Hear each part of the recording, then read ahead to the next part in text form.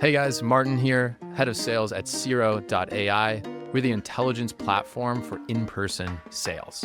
In this video today, I'm going to talk through the number one thing our top customers are doing that our average customers are not. Just as a reminder, Siro.ai is a tool that records, transcribes, and analyzes in-person sales interactions. We capture a ton of data through this process, which powers coaching, peer-to-peer learning, and cross-sell rehash workflows. So when we onboard customers naturally tend towards their low performers, right? Once they have these recordings of what's happening in the field, they're very excited to understand, are people adhering to the process?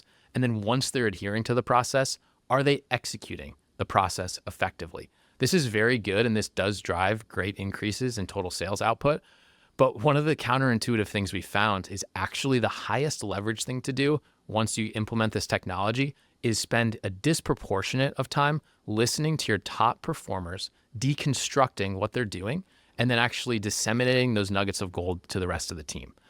Let me actually break down what this looked like for one of our top performing customers and how it led to better results. So there was a big restoration shop in the Southeast, and for them, they had one clear in a way top performer.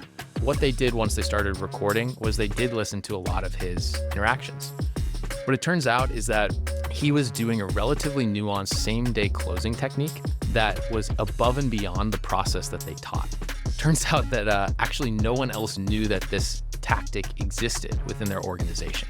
So once they were able to codify what he was doing and why it was working better than his peers, they took that, and in the next team meeting, they shared it to everyone. I know this sounds insane, but literally the next week, closing rates across the team went up 20% because they just never knew that this tactic existed. In summary, guys, absolutely still ensure that your low performers are starting to follow the process when you record.